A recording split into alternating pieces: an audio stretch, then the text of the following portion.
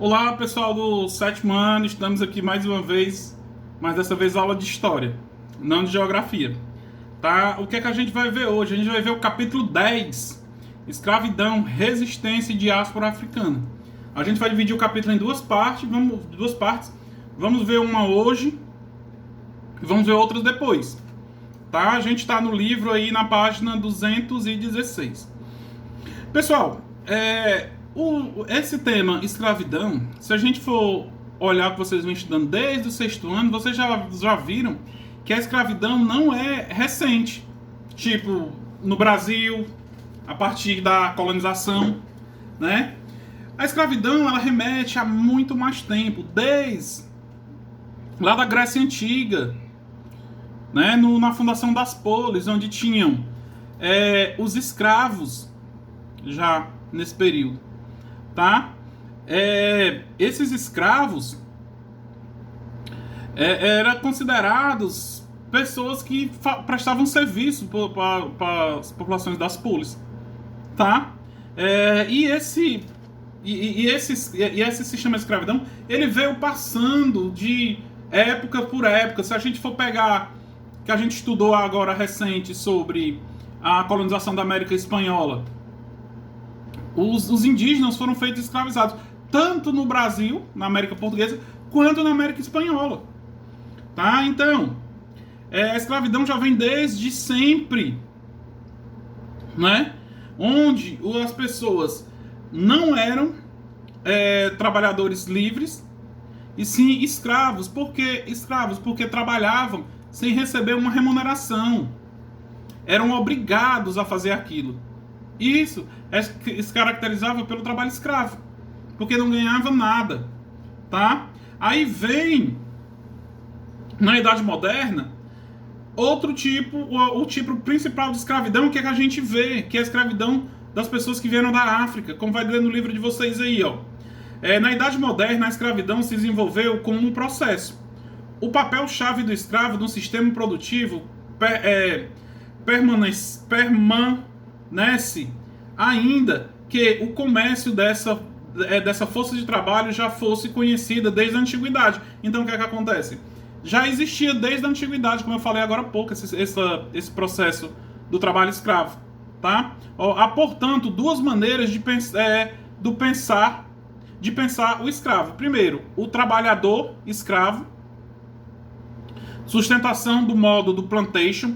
O que é que acontece? É aquele trabalhador que veio para trabalhar, ou aquele escravizado que veio para trabalhar nas lavouras de cana-de-açúcar no Brasil.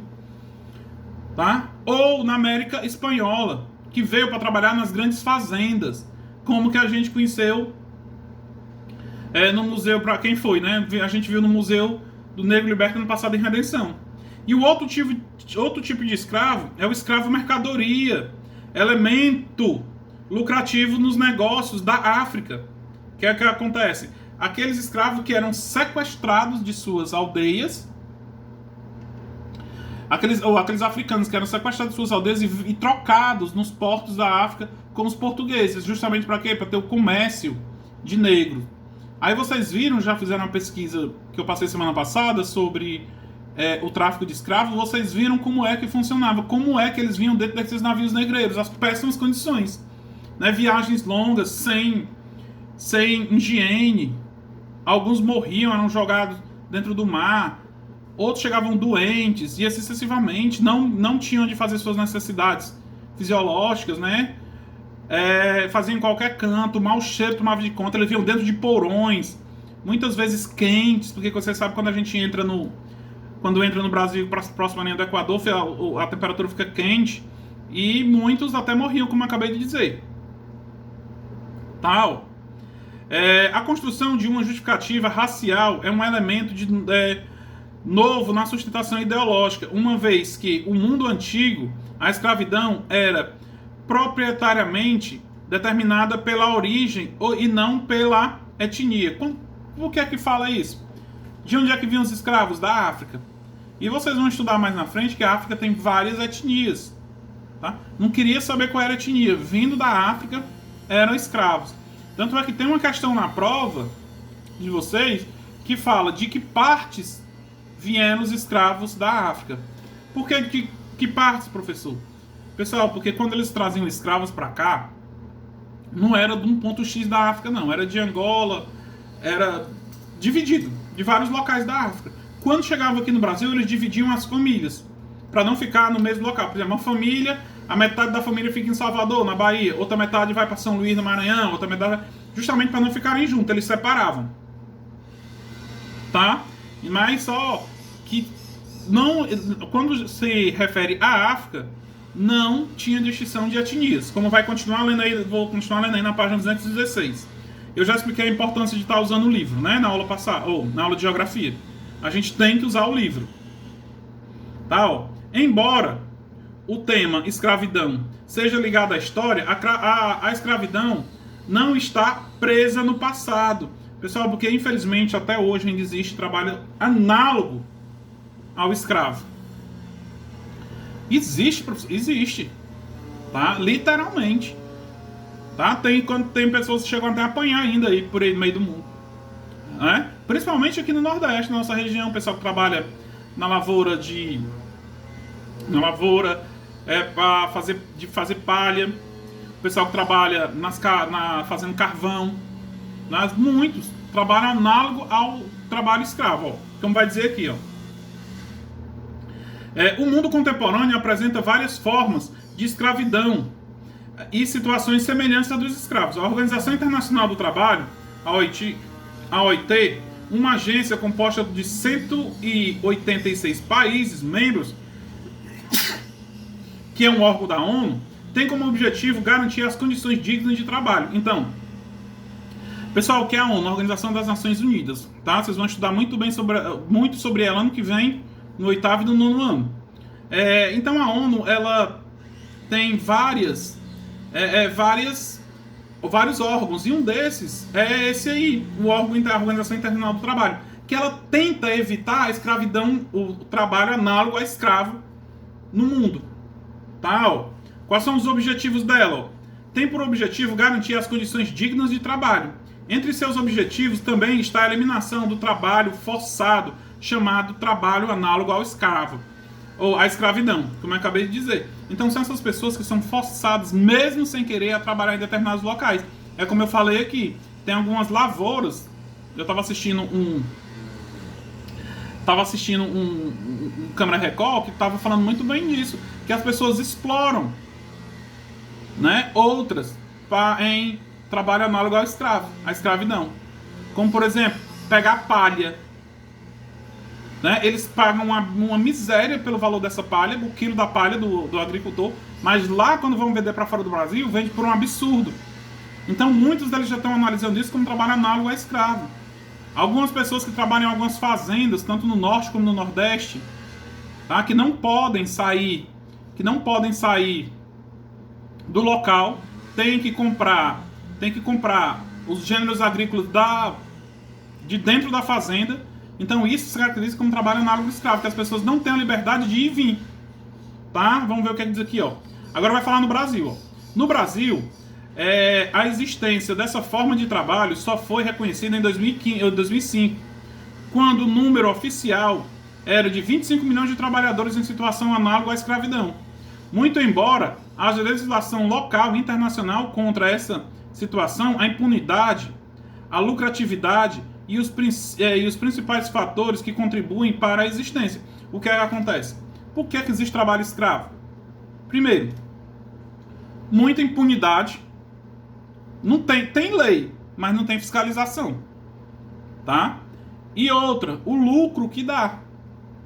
Pessoal, você é uma pessoa trabalhar para você com um sistema de trabalho escravo, análogo à escravidão, a pessoa ia ter um lucro altíssimo.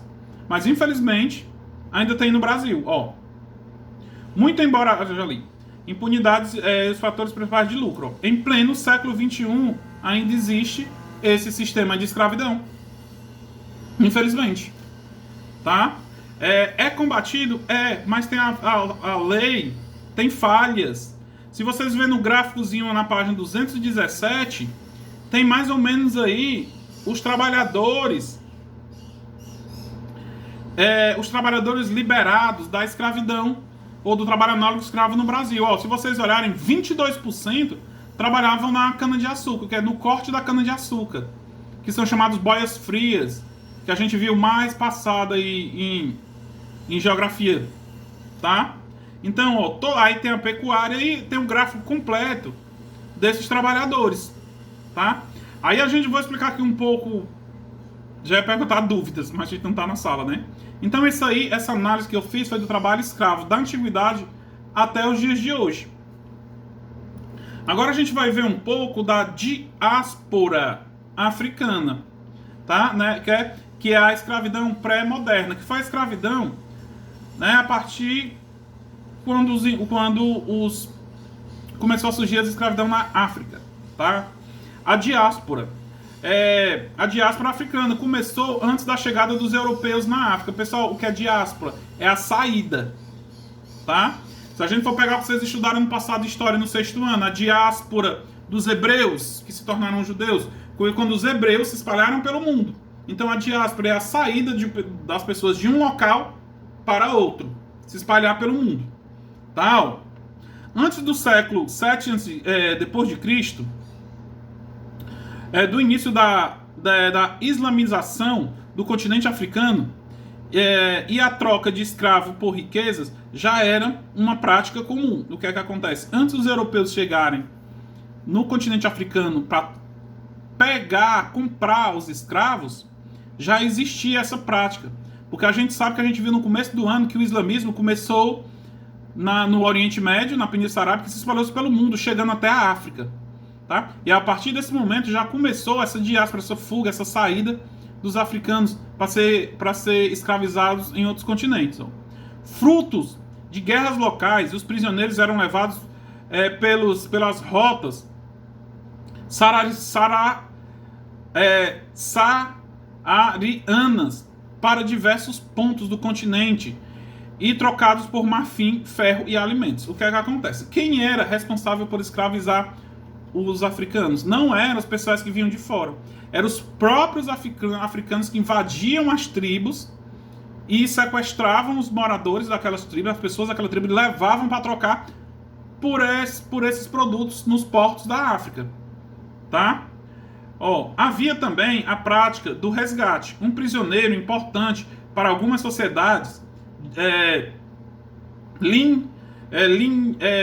linhageria, né, a linhagem ira, que era o pessoal, por exemplo, uma família, digamos, que tivesse uma tribo que tivesse bem várias coisas. Sequestrava um parente dele e eles pediam resgate, tá? Tinha sua liberdade comprada. O que é que acontece? Ia lá, por exemplo, se eu fosse chefe de uma tribo, sequestrasse o meu filho, eu ia lá e comprava a liberdade dele. Tá? A partir da chegada dos grupos islâmicos, a primeira corrente da dispersão começou a ser construída, ligando a região oriental da África à Arábia Saudita. Então, o que é que aconteceu? A África à Arábia. Tá? Então, a partir daí começou o contato entre os que escravizaram e os escravizados.